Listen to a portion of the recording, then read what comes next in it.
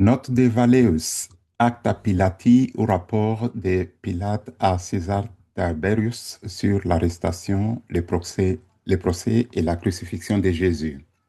Valleus Particulus est un historien romain. Il était âgé de 19 ans lorsque Jésus est né. Ses œuvres ont été considérées comme perdues. Je ne connais que deux historiens qui font référence à ses écrits, Priscian et Tacite, qui les décrivent comme un descendant d'une famille équestre de Campanie. D'après ce que nous avons pu glaner chez les auteurs, Valleus devait être un ami proche de César, qu'il éleva progressivement jusqu'à ce qu'il devienne l'un des grands hommes de Rome et commande même l'armée pendant 16 ans. Il revint à Rome en l'an 31 et acheva son ouvrage intitulé Historia Romania. Il occupait la charge de prêteur ou praetor à la mort d'Auguste César, alors que Vinceus était consul. Valleus raconte qu'en Judée, il rencontra un homme appelé Jésus de Nazareth, qui était l'un des personnages les plus remarquables qu'il ait jamais vus. Il dit qu'il avait plus peur de Jésus que d'une armée entière, car il guérissait toutes sortes de maladies et ressuscitait les morts. Et quand il maudissait les vergers ou les arbres fruitiers pour leur stérilité, ils se desséchaient instantanément jusqu'aux racines. Après avoir évoqué les œuvres merveilleuses de Jésus, il dit que, bien que Jésus ait eu un tel pouvoir, il ne l'utilisait pas pour nuire à quiconque, mais semblait toujours enclin à aider les pauvres. Valleus dit que les Juifs étaient divisés dans leur opinion à son sujet. La classe pauvre le revendiquant comme leur roi et leur libérateur de l'autorité romaine, et que si Jésus levait une armée et lui donnait le pouvoir, il pourrait balayer le monde en un seul jour. Mais les riches juifs le haïssaient et le maudissaient dans son dos, et le traitaient des nécromanciens égyptiens, bien qu'ils les craignaient autant que la mort. Ça se trouve dans Valleus Paterellus, numéro 72, trouvé au Vatican, à Rome. Parmi les écrits de Valleus, il y a ce rapport de Pilate, gouverneur de Judée, à l'empereur Tibère César, qui régna sur Rome de l'an 14 à l'an 37. Rapport de Pilate à Tibère César, empereur de Rome. Noble souverain, salutations. Les événements qui se sont déroulés ces derniers jours dans ma province sont d'une nature telle que je vais vous en donner tous les détails tels qu'ils se sont produits, car je ne serai pas surpris qu'avec le temps, ils changent le destin de notre nation, car il semble ces derniers temps que tous les dieux aient cessé d'être propices. Je suis presque prêt à dire, maudit soit le jour où j'ai succédé à Valerius Flaccus au gouvernement de Judée, car depuis lors ma vie n'est que trouble et détresse. À mon arrivée à Jérusalem, je pris possession du praetorium et ordonnai qu'un festin somptueux fût préparé, auquel j'invitai les tétrarques de Galilée, le grand prêtre et ses officiers. À l'heure fixée, aucun invité ne se présenta. Je considéra cela comme une insulte à ma dignité et à tous les gouvernements que je représente. Quelques jours plus tard, le grand prêtre daigna me rendre visite. Son comportement était grave et trompeur. Il prétendait que sa religion lui interdisait, ainsi qu'à ses serviteurs, de s'asseoir à table des Romains, de manger et d'offrir des libations avec eux, mais ce n'était qu'une apparence de piété, car son propre visage trahissait son hypocrisie. Bien que j'aie jugé opportun d'accepter ces excuses, je fus de leur convaincu que les vaincus s'étaient déclarés ennemis des vainqueurs. Et je tiens à avertir les Romains de se méfier des grands prêtres de ce pays. Ils trahiraient leur propre mère pour obtenir des fonctions et une vue luxueuse. Il me semble que parmi les villes conquises, Jérusalem est la plus difficile à gouverner. Le peuple est si turbulent que je vis dans la crainte permanente d'une insurrection. Je n'ai pas assez de soldats pour la réprimer. Je n'avais sous mes ordres qu'un centurion et une centaine d'hommes. J'ai demandé des renforts au préfet de Syrie qui m'a informé qu'il avait, qu'il avait à peine assez de troupes pour défendre sa propre province. Et je crains que notre soif insatiable de conquête qui nous pousse à étendre notre empire au-delà de nos moyens de le défendre ne soit la cause de la chute définitive de notre gouvernement. Je vivais isolé de la foule car je ne savais pas ce que ces prêtres pouvaient inciter la populace à faire. Pourtant, je m'efforçais de connaître autant que possible l'état d'esprit et la position du peuple. Parmi les diverses rumeurs qui parvenaient à mes oreilles, il y en avait une qui attirait particulièrement mon attention. On disait qu'un jeune homme était apparu en Galilée, prêchant avec une noble onction une nouvelle loi au nom du Dieu qu'il avait envoyé. Au début, je craignais qu'il ne cherche à soulever le peuple contre les Romains, mais mes craintes furent bientôt dissipées. Jésus de Nazareth parlait plutôt comme un ami des Romains que des Juifs. Un jour, en passant près du lieu de Siloé, où il y avait une grande foule, j'ai remarqué au milieu du groupe un jeune homme appuyé contre un arbre qui s'adressait calmement à la multitude. On m'a dit que c'était Jésus. Je pouvais facilement le deviner tant la différence était grande entre lui et ceux qui l'écoutaient. Ses cheveux et sa barbe dorée lui donnaient un aspect céleste. Il semblait avoir environ 30 ans. Je n'avais jamais vu un visage plus doux et plus serein. Quel contraste entre lui et les auditeurs avec leur barbe noire et leur teint fauve. Ne voulant pas l'interrompre par ma présence, j'ai continué ma promenade, mais je fis signe à mon secrétaire de rejoindre le groupe et d'écouter. Mon secrétaire s'appelle Manlius. Il est le petit-fils du chef des conspirateurs qui campait en Étrurie en attendant Catilina. Manlius avait longtemps habité en Judée et connaissait bien la langue hébraïque. Il m'était dévoué et digne de ma confiance.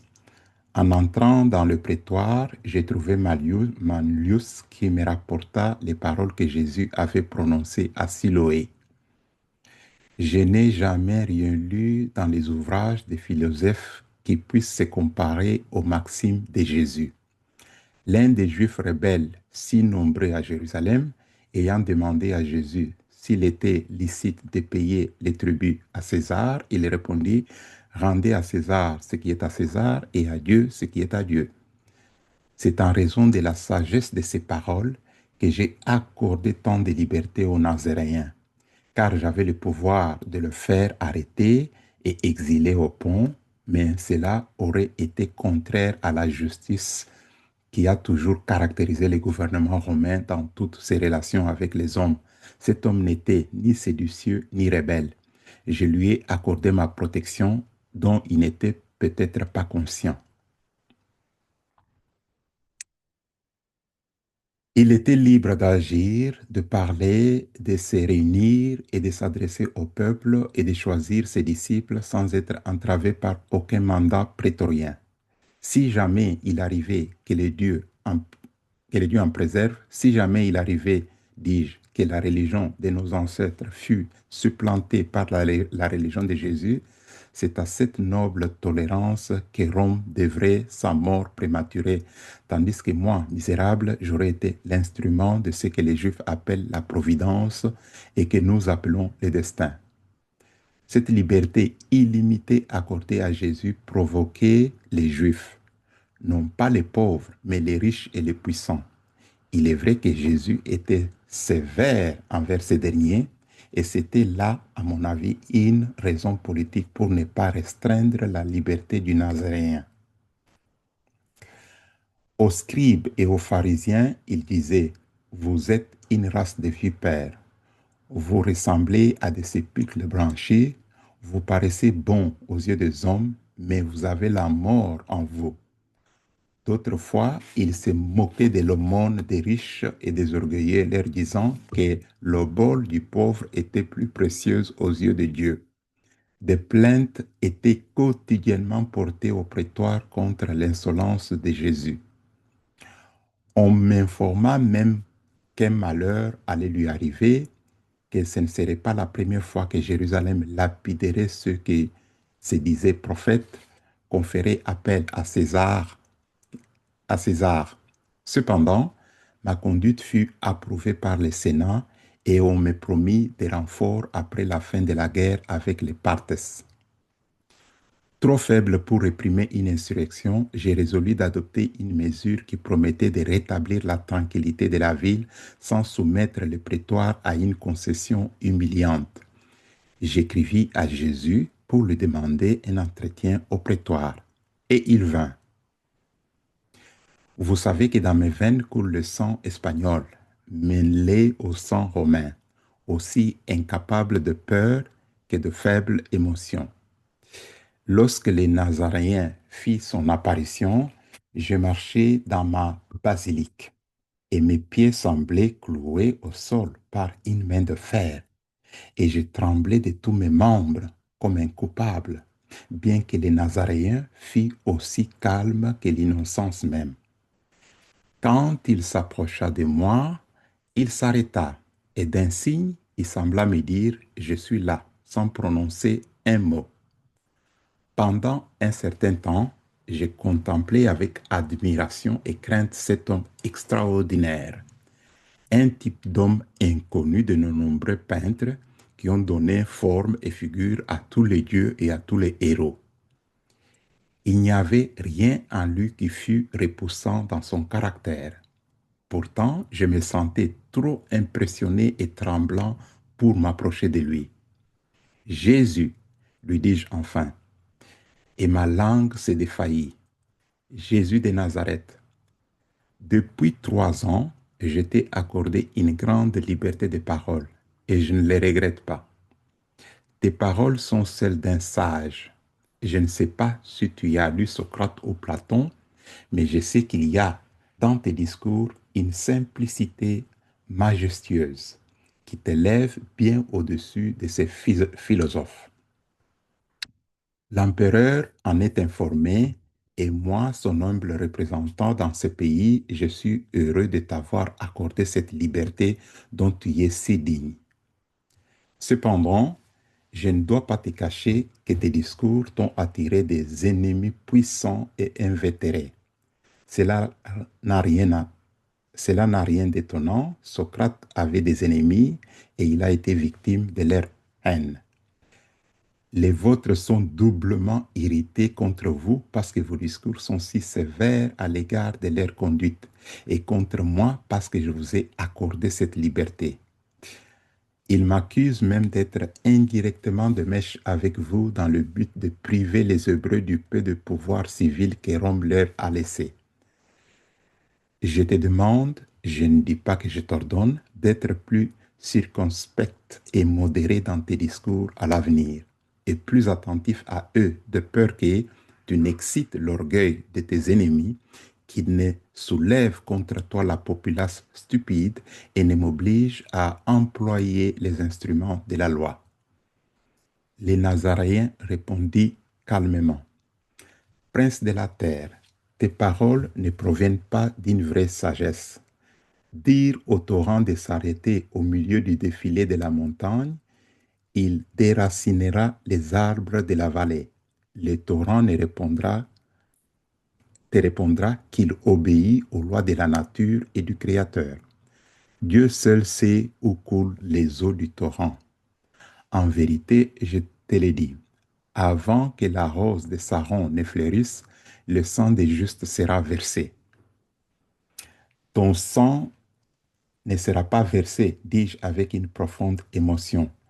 Tu es plus précieux à mes yeux en raison de ta sagesse que tous les pharisiens turbulents et orgueilleux qui abusent de la liberté que leur ont accordée les Romains. Ils conspirent contre César et transforme sa générosité en crainte, faisant croire aux ignorants que César est un tyran qui cherche leur ruine, insolent et misérable. Ils ne savent pas que les loups du tigre ne se revêtent parfois de la peau d'agneau pour accomplir ses desseins malfaisants. Je vous protégerai contre eux, mon prétoire sera un asile sacré jour et nuit.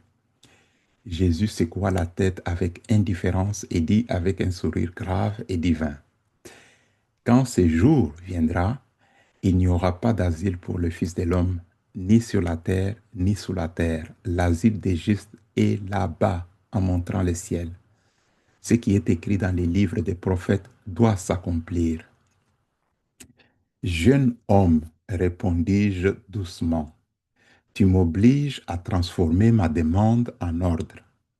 La sécurité de la province qui m'a été confiée l'exige. Vous devez faire preuve de plus de modération dans vos discours. N'enfreignez pas mon ordre, vous en connaissez les conséquences. Que le bonheur vous accompagne. Adieu. Prince de la terre, répondit Jésus, je ne suis pas venu apporter la guerre dans le monde, mais la paix, l'amour et la charité. Je suis né le jour où Auguste César a donné la paix au monde romain. Les persécutions ne viennent pas de moi, et je les attends des autres, et je les affronterai dans l'obéissance à la volonté de mon Père qui m'a montré le chemin. Retenez donc votre prudence mondaine, ce n'est pas en votre pouvoir d'arrêter la victime au pied du tabernacle de l'expiation. Sur ces mots, il disparut comme une ombre lumineuse derrière les rideaux de la basilique, à mon grand soulagement, car je sentais peser sur moi un lourd fardeau dont je ne pouvais me libérer en sa présence.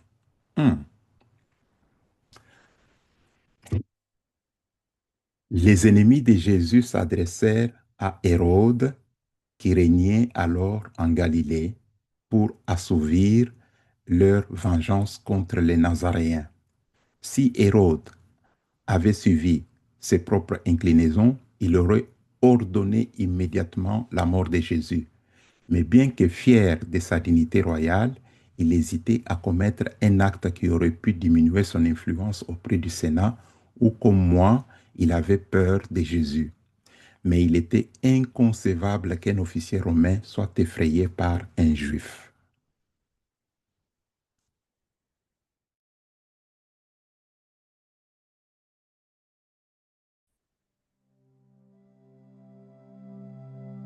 Auparavant, Hérode m'avait convoqué au prétoire et après une conversation insignifiante, m'avait demandé en se levant pour prendre congé quelle était mon opinion sur les Nazaréens. J'ai répondu que Jésus me semblait être l'un des grands philosophes que les grandes nations produisent parfois, que ses doctrines n'étaient en aucune façon sacrilèges et que l'intention de Rome était de lui laisser la liberté d'expression qui justifiait ses actions. Hérode sourit malicieusement et, me saluant avec un respect ironique, prit congé. La grande fête des Juifs approchait et l'intention était de profiter de l'exultation populaire qui se manifeste toujours lors des solennités de la Pâque. La ville était envahie par une foule tumultueuse qui réclamait la mort du Nazaréen. Mes émissaires m'informèrent que les trésors du temple avaient été utilisés pour soudoyer le peuple. Les dangers étaient imminents. Un centurion romain avait été insulté. J'écrivis au préfet de Syrie pour demander 100 fantassins et autant de cavaliers. Il refusa. Je me voyais seul avec une poignée de vétérans au milieu d'une ville rebelle, trop faible pour réprimer un soulèvement et n'ayant d'autre choix que de les tolérer. Il s'était emparé de Jésus et la foule séditieuse, bien qu'elle n'eût rien à craindre du prétoire, croyant, comme leur chef le leur avait dit, que je fermerais les yeux sur leur sédition, continuait à vociférer « Crucifie-les, crucifie-les ». Trois partis puissants s'étaient alors ligués contre Jésus. D'abord, les Hérodiens et les Sadducéens, dont la conduite séditieuse semblait motivée par un double motif. Ils haïssaient les Nazaréens et étaient impatients de se débarrasser du joug romain. Ils ne m'avaient jamais pardonné d'être entré dans la ville sainte avec des bannières portant l'image de l'empereur romain. Et bien que dans ces cas j'eusse commis une erreur fatale, le sacrilège n'en était pas moins odieux à leurs yeux. Un autre grief les rongeait également. J'avais proposé d'employer une partie du trésor du temple à l'édification des bâtiments destinés à l'usage public. Ma proposition avait été rejetée avec mépris. Les pharisiens étaient des ennemis déclarés de Jésus. Ils ne se souciaient pas du gouvernement. Ils supportaient avec amertume les sévères réprimandes que les Nazaréens leur adressaient sans cesse depuis 3 ans partout où il allait. Timide et trop faible pour agir seul, il s'était rallié aux querelles des Hérodiens et des Sadducéens. Outre ces 3 partis, je devais lutter contre la populace imprudente et débauchée, toujours prête à se joindre à une sédition et à profiter du désordre et de la confusion qui en résultait. Jésus fut traîné devant le grand prêtre et condamné à mort. C'est alors que le grand prêtre Caïphe accomplit un acte de soumission qui sema la discorde. Il m'envoya son prisonnier pour confirmer sa condamnation et assurer son exécution. Je lui répondis que Jésus étant galiléen, l'affaire relevait de la juridiction d'Hérode, et je lui ordonnai de l'envoyer là-bas. Le tétrarque rusé fit preuve d'humilité et protestant de sa déférence envers le lieutenant de César, il remit le sort de cet homme entre mes mains. Bientôt, mon palais prit l'aspect d'une citadelle assiégée. À chaque instant, le nombre de mécontents augmentait. Jérusalem était envahie par des foules venues des montagnes de Nazareth. Toute la Judée semblait se déverser dans la ville. J'avais pris une femme parmi les Gaulois qui prétendait avoir les dons de voyance. En pleurant et en se jetant à mes pieds, elle me dit, prends garde et ne touche pas à cet homme, car il est saint. La nuit dernière, je l'ai vu en vision. Il marchait sur les eaux, il volait sur les ailes du vent, il parlait à la tempête et aux poissons du lac, et tous lui obéissaient. Voici, les torrents du mont Cédron coulent de sang. Les statues de César sont remplies de sang. Les colonnes de l'Interium ne se sont effondrées et le soleil est voilé de deuil comme une vestale dans le tombeau. Ah, Pilate, le malheur t'attend. Si tu ne veux pas écouter les vœux de ta femme, crains la malédiction du Sénat romain, crains les regards courroucés de César. À ce moment-là, les marches de marbre gémissaient sous le poids de la foule. Le Nazaréen me fit ramener.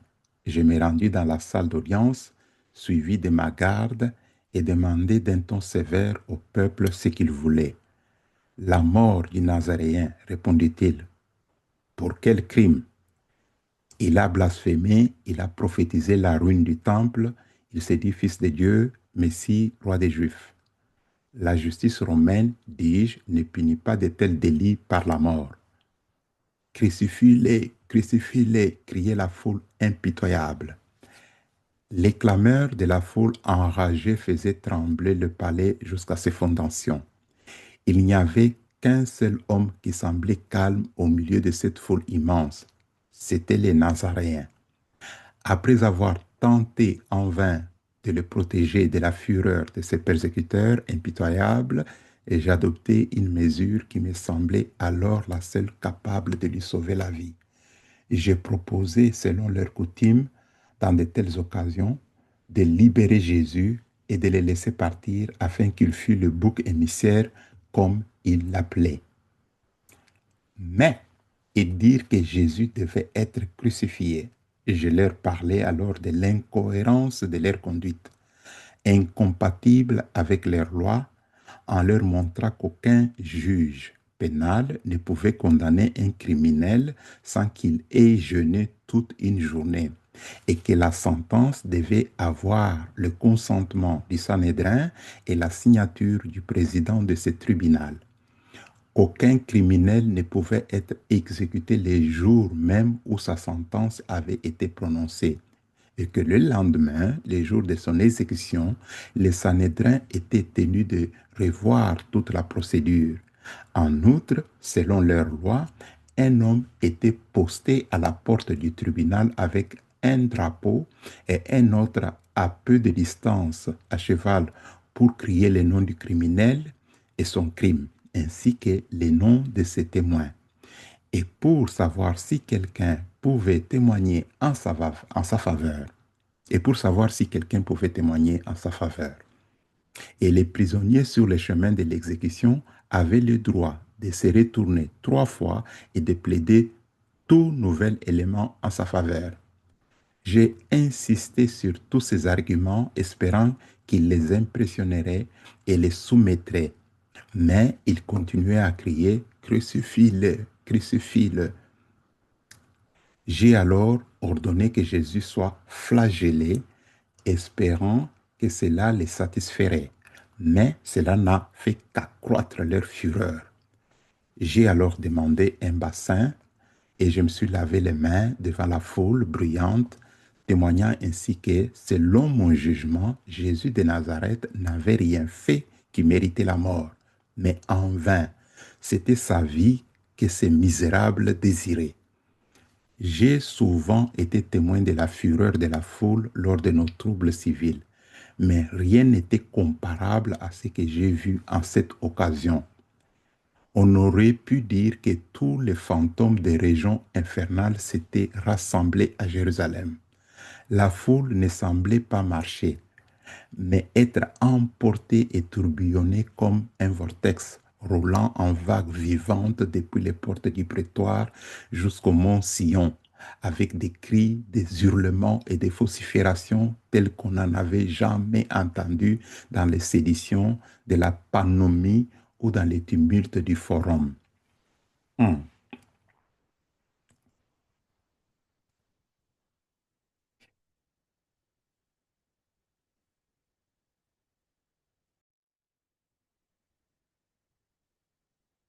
Peu à peu, le jour s'assombrit au crépuscule d'un jour d'hiver. Comme lors de la mort du grand Jules César, c'était également les ides de mars. Moi, gouverneur de longue date d'une province rebelle, j'étais appuyé contre une colonne de ma basilique, contemplant à travers la morne obscurité ces démons des Tartares traînant vers l'exécution l'innocent nazaréen. Tout autour de moi était désert. Jérusalem avait vomi ses habitants par la porte funéraire qui mène à Démonica. Un air de désolation et de tristesse m'enveloppait. Mes gardes avaient rejoint la cavalerie et le centurion, faisant étalage de sa puissance, s'efforçait de maintenir l'ordre. Je restais seul et mon cœur brisé me disait que ce qui s'est passé en ce moment appartenait plutôt à l'histoire de Dieu qu'à celle des hommes. Un grand tumulte se fit entendre du Golgotha, qui, porté par le vent, semblait annoncer une agonie telle que jamais oreille mortelle n'en avait entendu. Les nuages sombres s'abaissaient sur le sommet du temple et se posant sur la ville, la couvraient comme d'un voile. Les signes que les hommes voyaient dans le ciel et sur la terre étaient si effrayants que Dionysius, l'aéropagiste, se serait écrié, soit l'auteur de la nature souffre, soit l'univers est en train de s'effondrer. Tandis que ces scènes effroyables se déroulaient, un terrible tremblement de terre secoua la basse Égypte, remplissant tout le monde de terreur et effrayant à mort les Juifs superstitieux.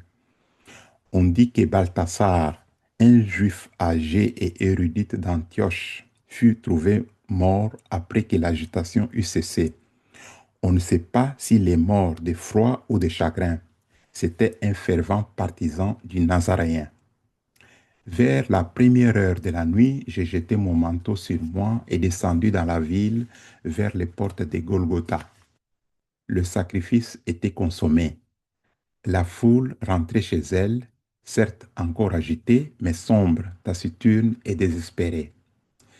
Ce dont elle avait été témoin l'avait frappée de terreur et de remords. J'ai vu aussi passer tristement ma petite cohorte de bons man, le porte-étendard ayant voilé son visage en signe de deuil, et j'entendis quelques soldats juifs murmurer des paroles étranges que je ne comprenais pas. D'autres racontaient des miracles très semblables à ceux qui ont souvent frappé les Romains par la volonté de Dieu. Parfois, des groupes d'hommes et de femmes s'arrêtaient, puis, regardant vers le mont Calvaire, restaient immobiles dans l'attente d'assister à un nouveau miracle. J'ai retourné au prétoire, triste et pensif. En montant les marches encore tachées du sang des Nazaréens, j'aperçus un vieillard en posture suppléante et derrière lui plusieurs Romains en larmes. Il se jeta à mes pieds et pleura amèrement. Il est douloureux de voir un vieillard pleurer, et mon cœur, déjà débordant de chagrin, nous pleurâmes ensemble, bien qu'étrangers. Et en vérité, il semblait que les larmes coulaient à flot ces jours-là chez beaucoup de ceux que je percevais dans la vaste foule. Je n'ai jamais été témoin d'un tel revirement de sentiments. Ceux qui l'avaient trahi et vendu, ceux qui avaient témoigné contre lui, ceux qui avaient crié crucifie-le, nous acceptons son sang sur nos mains, tous s'étaient enfouis comme des chiens lâches et s'étaient lavés des dents avec du vinaigre.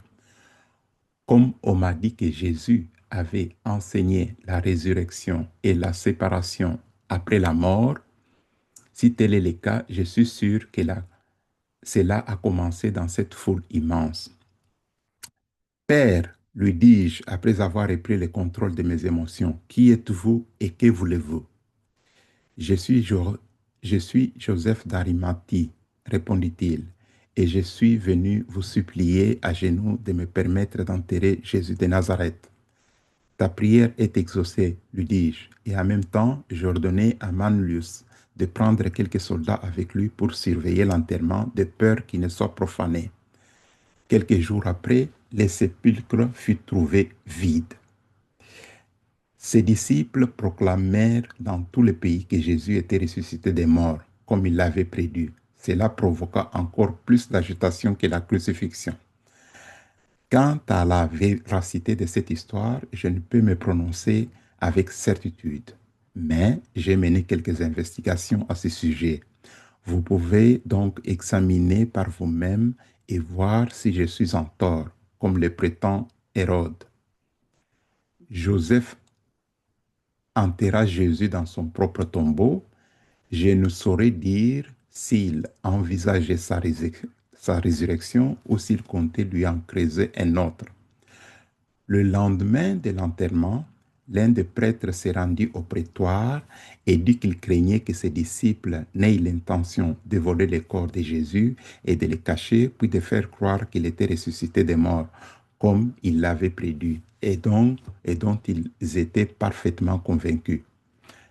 Je l'ai envoyé auprès du capitaine de la garde royale, Malchus, pour lui dire de prendre des soldats juifs, d'en placer autant que nécessaire autour du sépulcre.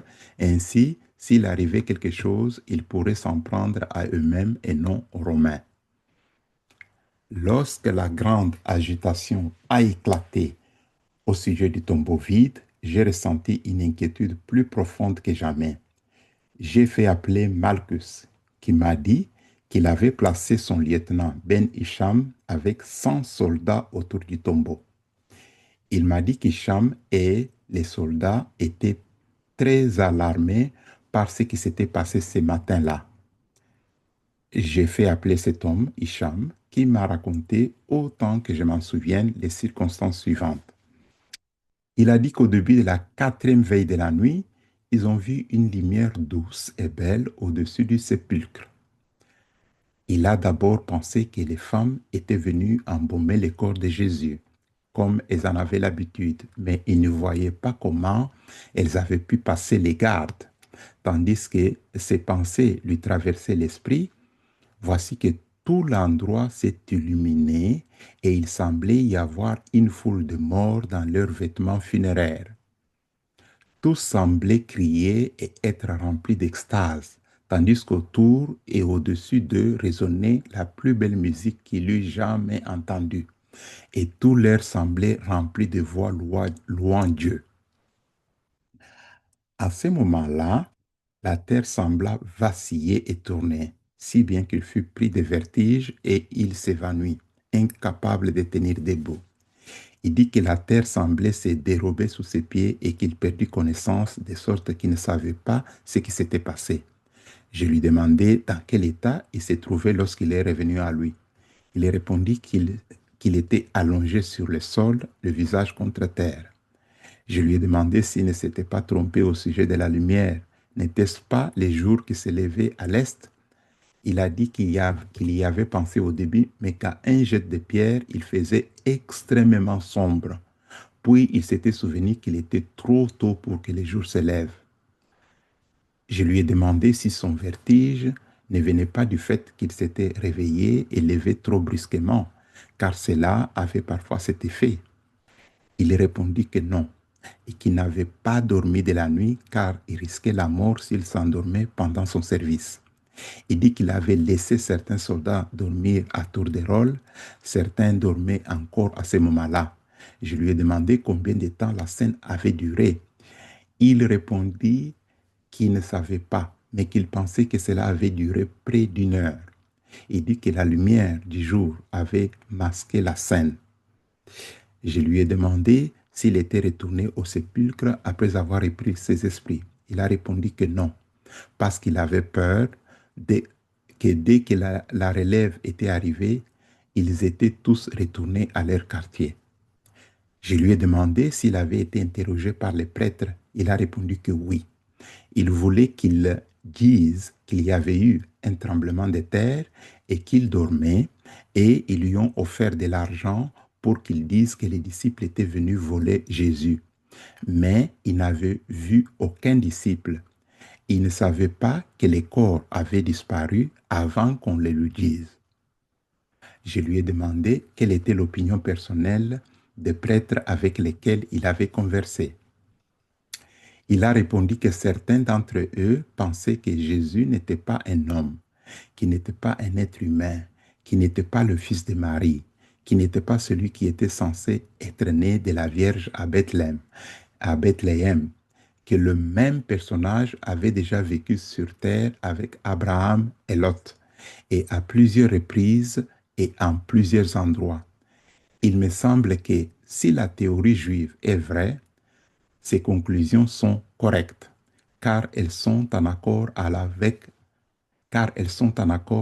la vie de cet homme, telle qu'elle est connue et attestée par ses amis et ses ennemis, car les éléments n'étaient pas plus dans ses mains que l'argile dans celle du potier.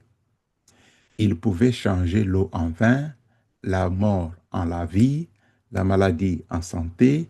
Il pouvait calmer les mers, apaiser les tempêtes, faire sortir des poissons avec une pièce d'argent dans la bouche.